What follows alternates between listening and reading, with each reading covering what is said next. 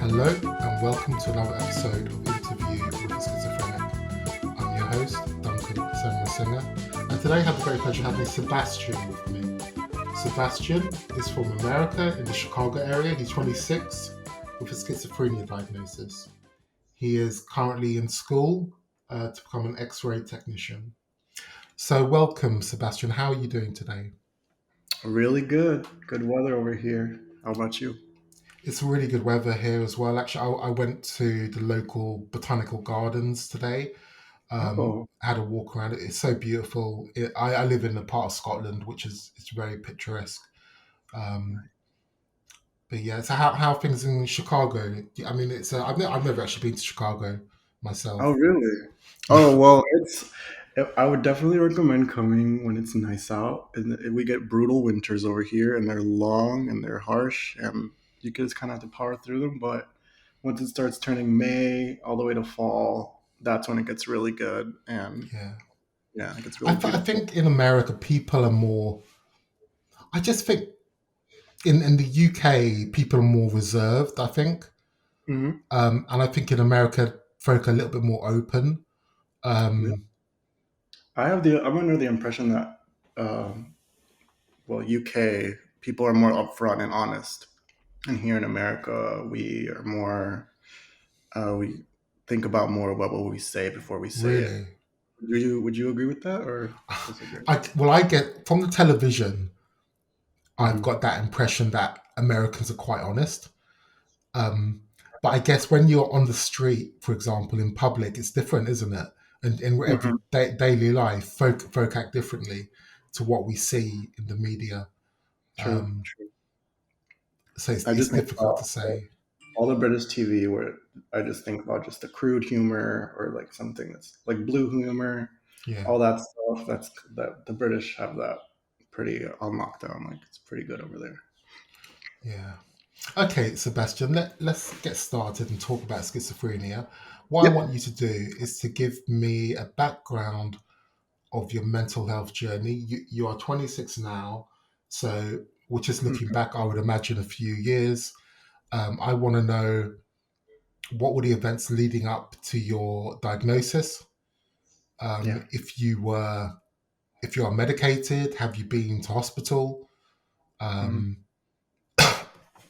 that sort of thing. I think that's quite interesting and gives the listeners a good understanding of what it's like to go through this condition at a young age.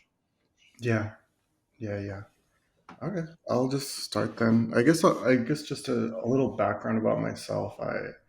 My entire childhood, my entire life, basically, I've been living as kind of a closeted gay man, and being upraised in a Catholic household, very, very Catholic.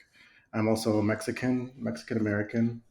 I was born here, come from a Mexican background, and very much so being raised in that environment, I felt my entire life that I had to hide a part of myself. And I was actually talking about this with my therapist the other day, how I just feel just some background shame growing up my entire life, where I was just afraid to be either too eccentric, too animated, too out there, very feminine.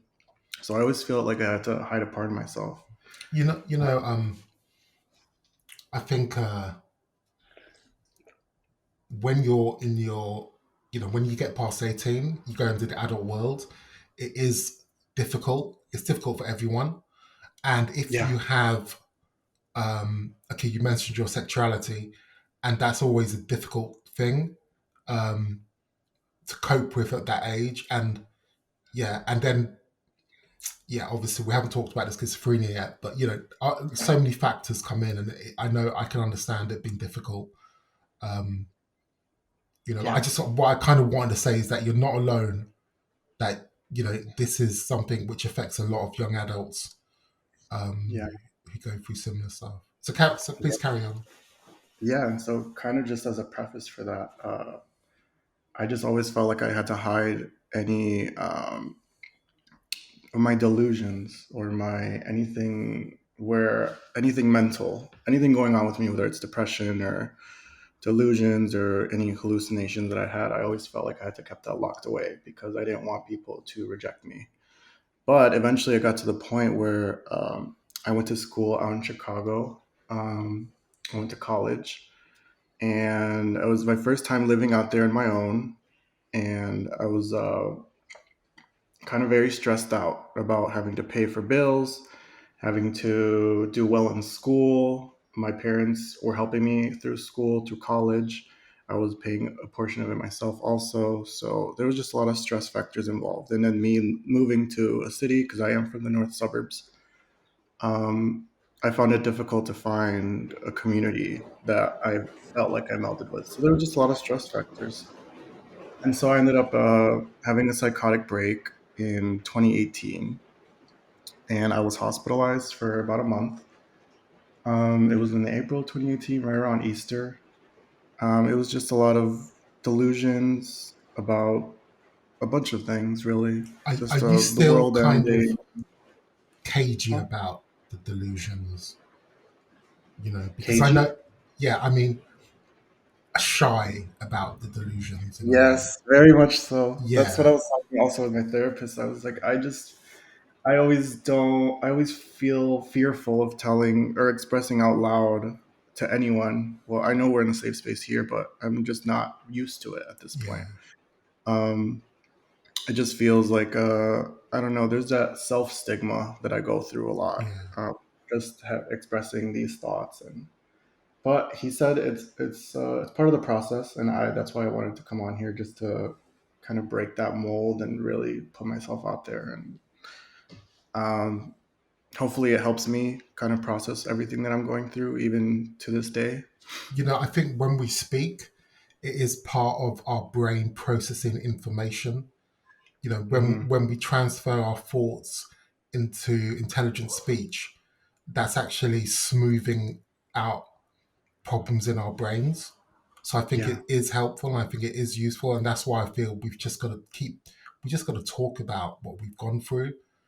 yeah, I think it really is helpful. yeah. It's instead of just letting it bottled in, it's Yeah, nice to just exactly. let it out and let the Exactly. universe do what will. So yeah, I was it was a lot of persecutory delusions in my first break. I thought people were after me. I was getting these really bad command hallucinations, auditory ones, obviously. But for me, they weren't really like voices. Like I wouldn't hear the voices telling me to do stuff. I would just know what to do and immediately run to do that. So I was living with two other roommates at the time, and no one was home with me, and I thought that the world was ending. So I ended up breaking some property, breaking a window, cutting myself with it.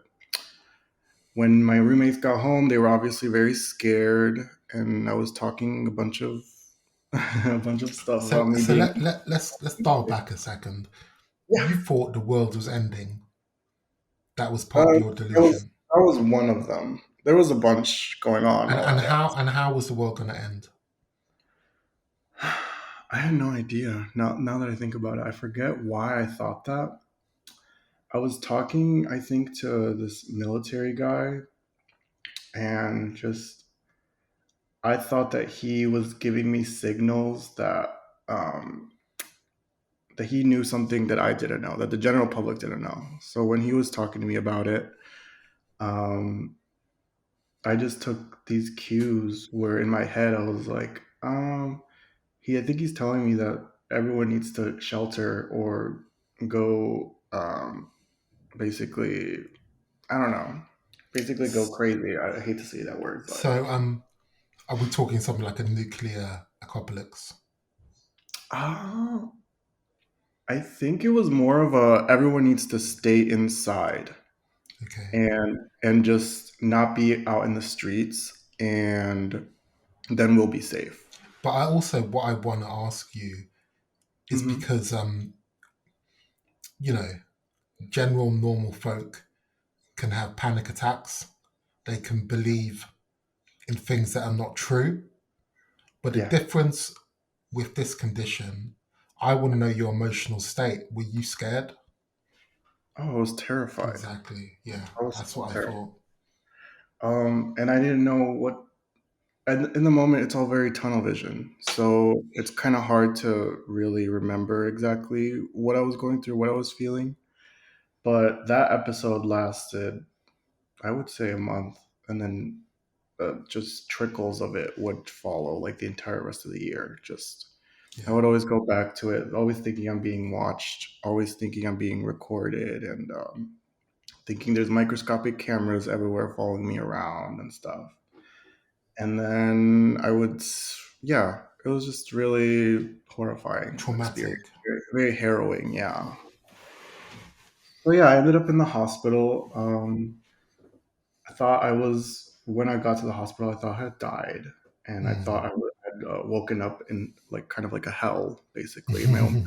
hell, because I was surrounded by these people that I didn't know. I didn't know how I got there, and I ended up, I guess. Oh, I guess I'll say this funny thing. Like I ended up peeing on the floor, like just out of like all the fear that was consuming my body that I ended up like just peeing on the floor in my gown, and they ended up having to like take me to my bed and basically give me a shot of something to make me fall asleep. And Can you, yeah. because I know, you know, I also had a delusion. The reason I asked a nuclear couplets, I had a delusion that there was a nuclear strike, and I actually visually hallucinated the bomb going off. Oh, really? Yeah, and I actually went in the bathroom into the shower, and I was clothed, and I put the shower on, and I thought that would, keep me cool from the heat. Um, and then I just left the house and walked in the middle of the night. And I know that it is incredibly traumatic, Mm-hmm. especially when you said, "Oh yeah, I just thought I died." You know, you say it quite casually, but I know beneath that there is much more going on, isn't there? Um, Yeah, yeah. I feel like every time I've had a psychotic break, I've had a moment where I say to myself, "Oh my gosh, I think I'm dead now." And I tell like whether it's the mental health workers or the ambulance people, I say, "Am I dead? Can you just check my heartbeat? I don't think I am here right now, like living. I think I've died, and I don't know where I am right now." And it's always that because it's just everything that's happening to you mentally. You just can't believe it, and yeah, that's how I guess that's how I was processing at the time. So that's why when I said to myself, "Oh, you're dead. Now you can do whatever you want," um, and then just madness follows, and so yeah, after that first hospitalization, I went through a really bad depressive episode. Just I think probably just post psychosis, and then also the antipsychotics I was taking. I was on risperidone, Can and I ask you, what was the yeah. hospital experience like? Do you have good recollection of it? Uh, What was the atmosphere inside there? well, it was there was some good moments that I remember, but there was also just a lot of bad ones. Everyone that worked there was pretty good. I mean, it was just me that was just in my own head thinking that they were making procedures on me when I was sleeping. Mm. Um, I did meet two friends there, but that was just great to have someone to have conversations with while I was in that time there when I was really confused. Yeah. Um, but I haven't been able to find them since. But while I was in there, anytime I'm in hospital, I try to, in my head, I'm like, oh, I'm not supposed to be here. Let me just try to do anything I can to get Escape. out of here. Yeah. Mm. So whether it's lying to the psychiatrist or, you know, when I'm really having a bad freak out, I just go to the room and just put the covers over myself or shower or just read a book or something. That's how I usually cope with. What I think the mental health ward should provide is a stress-free, calm, sanctuary environment, because Yeah. that is key to recovering from the psychotic break that you had before you were admitted. So, Oh did yeah. you feel that you were safe and that you could recover, or that you might not thinking, oh, I can recover. You kind of maybe after a few days, you thought, oh yeah, actually, I don't know what happened just before then, and I just want to relax now, have some food, watch some TV, or did it not, or was it not conducive for that? I think it was more when I was in there, I didn't think I was sick. Yeah. I thought I was just being dramatic, Mm. or I thought I was just, I don't know, doing too much. Again, the tunnel vision. Um, and then the psychiatrist on deck wouldn't tell me my diagnosis, wouldn't give me anything. He would just ask me how I'm doing with the medication. He wouldn't really give me any information, that any expertise about myself. Mm. He just said, "You're probably going through a hard time right now." They probably thought I was on drugs or something. Um, but yeah, I think I always told them I want more phone time. I just want to talk to my loved ones. I want to talk to my family, my friends. And obviously, I guess the hospital that I was at, they didn't have that policy. Any hospital, I've been in hospital twice, Yeah. but any hospital, they have designated phone times. Mm. And for me, I'm the type of person where if I'm going through a really hard time, it's really cool, or it's really good for me to be able to call a friend, a best friend, Yeah. or somebody. Yeah. Someone that you can trust. Yeah, I don't even have to talk to them about like what's going on with me, like in my pain, in my mental health, or anything like that. I just want to hear about them and their day, and laugh.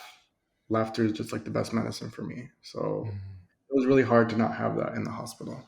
Yeah. So you were medicated with risperidone.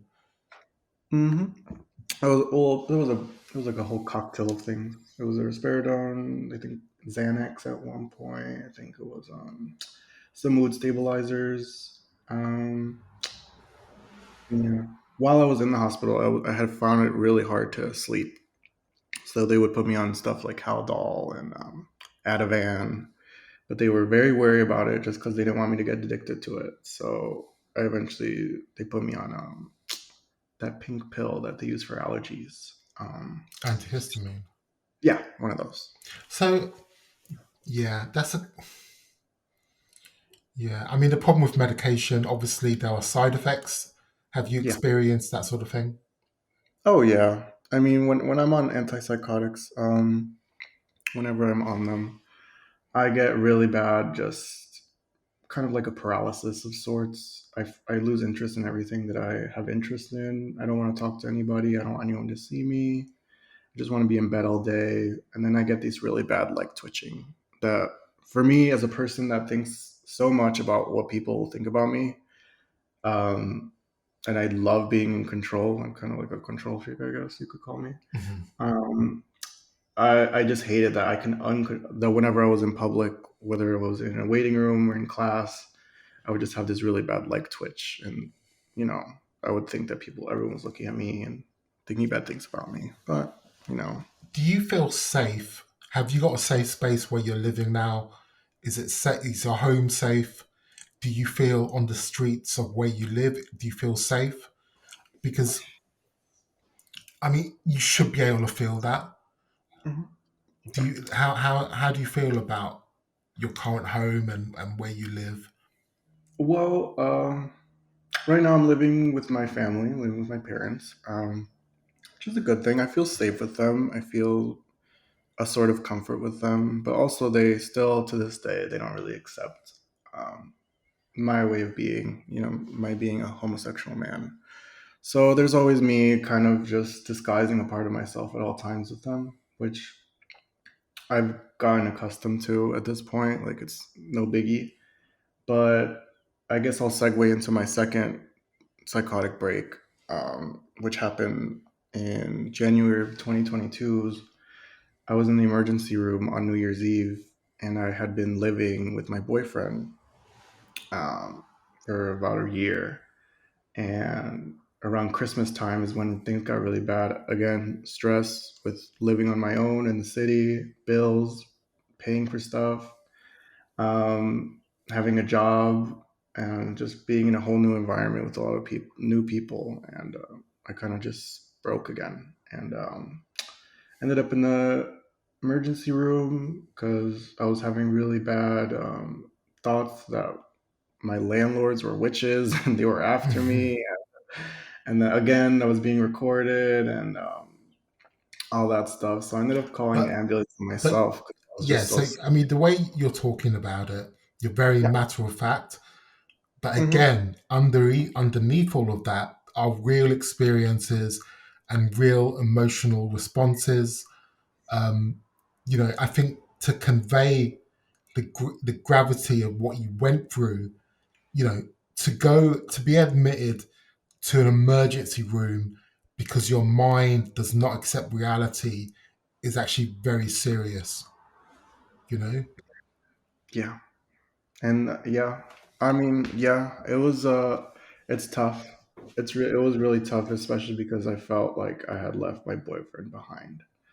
Um and I felt like our future was over. So after getting out of that hospitalization, which was around again a month, and then I was put on antipsychotics again because I had weaned off of them after the first hospitalization, and so then I was on them again, and then everything in my power, I did everything in my power to go back to the city to live with him, but why by did you stop the medication?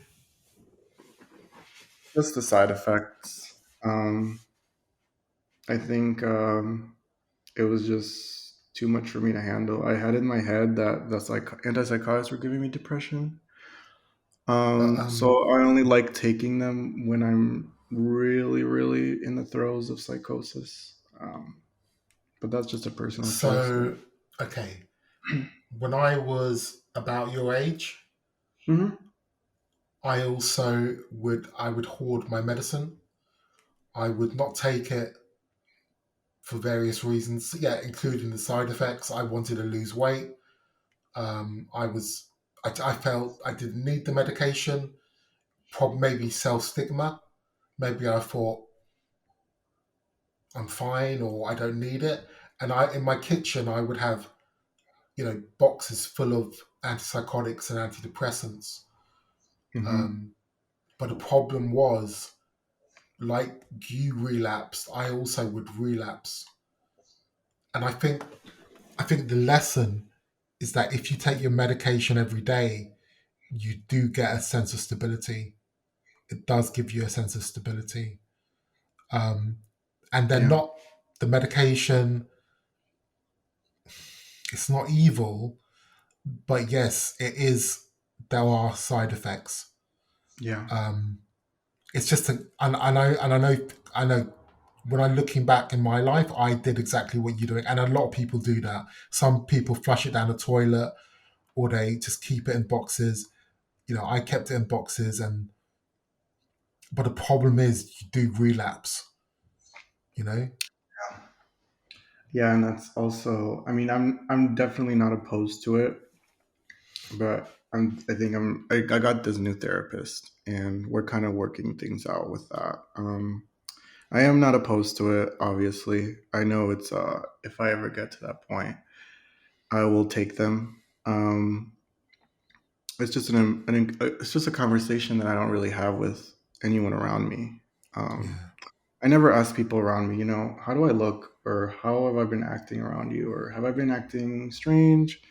Have I been acting withdrawn? I'm the type of person that it kind of just goes with the flow and just Things like strength that mhm, happens over time. yeah, When what you're going through now, these experiences of psychosis, hmm, they make you stronger, but it doesn't happen for a while. It takes quite a few years, you know. yeah, So that's why we become better at coping with the condition because we have better weapons, you know.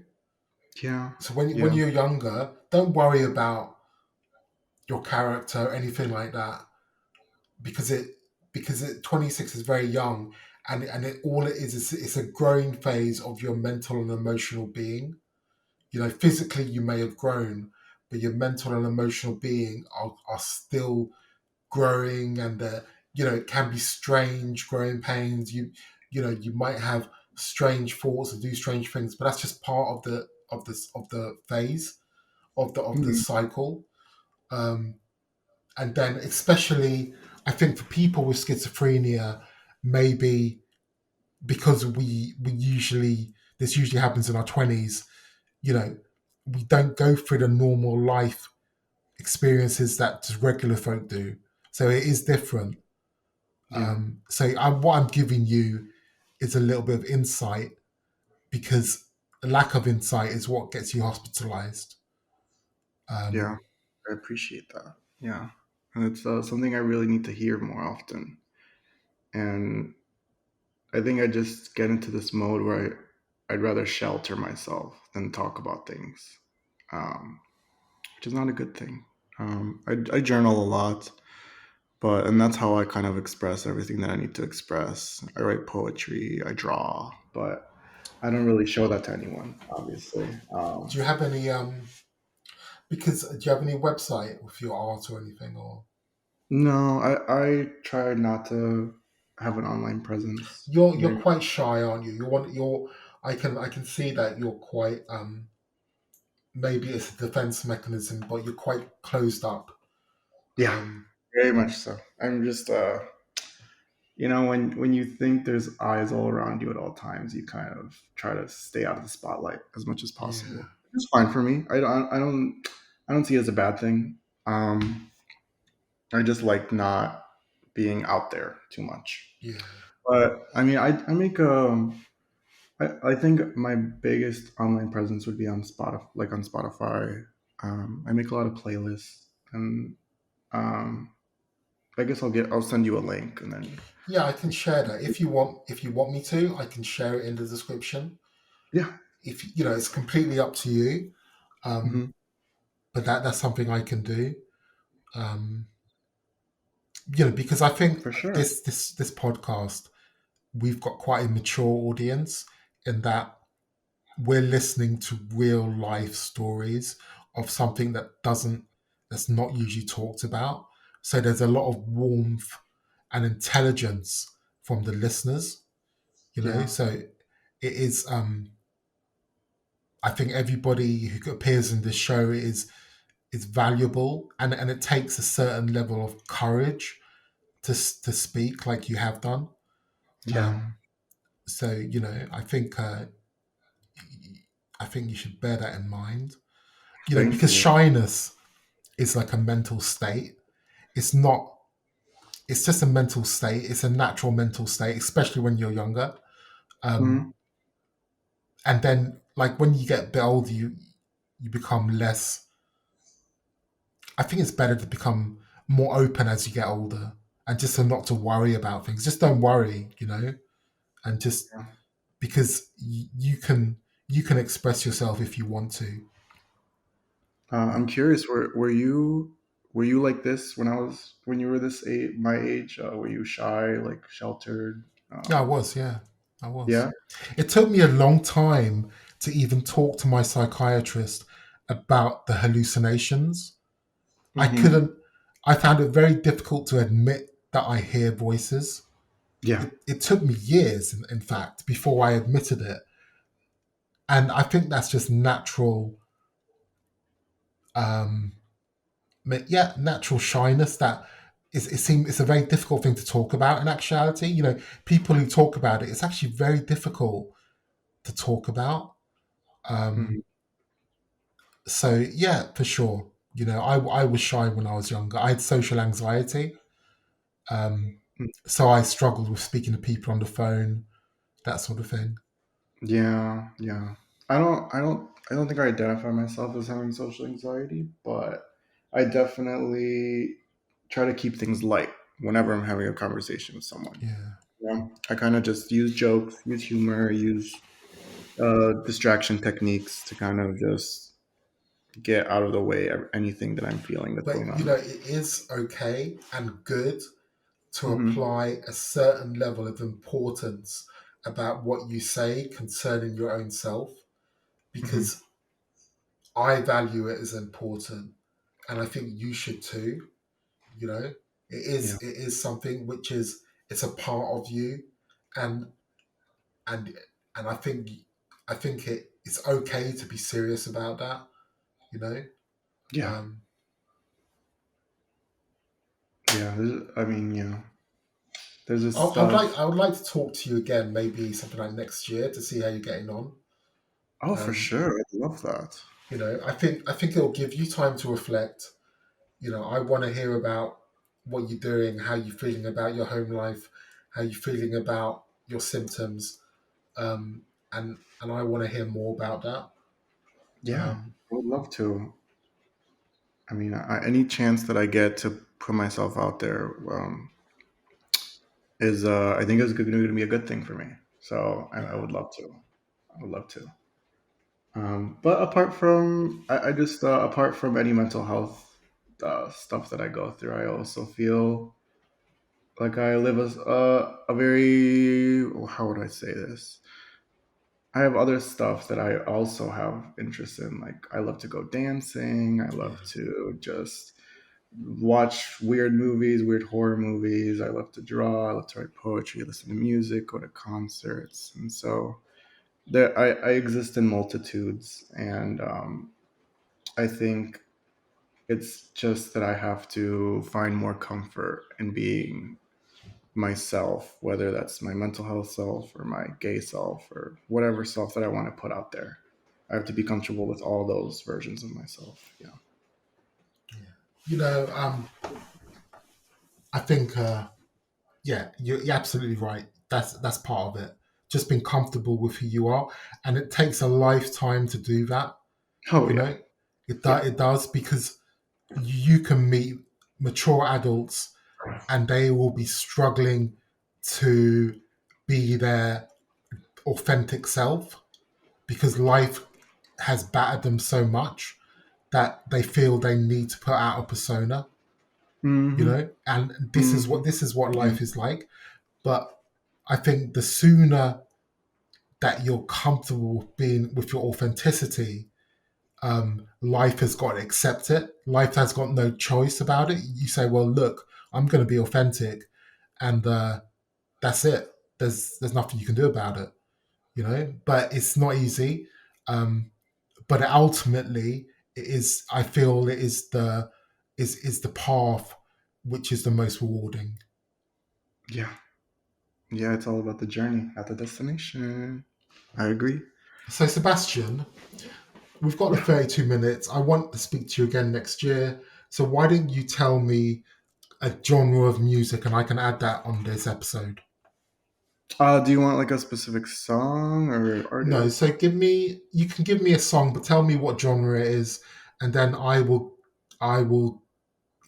got a website where I get royalty free music, and Oh, I can pick a something similar genre, something like that, yeah. Let's do disco. Anything disco with a like good 70s beat. disco. Yeah, like with a good bass line.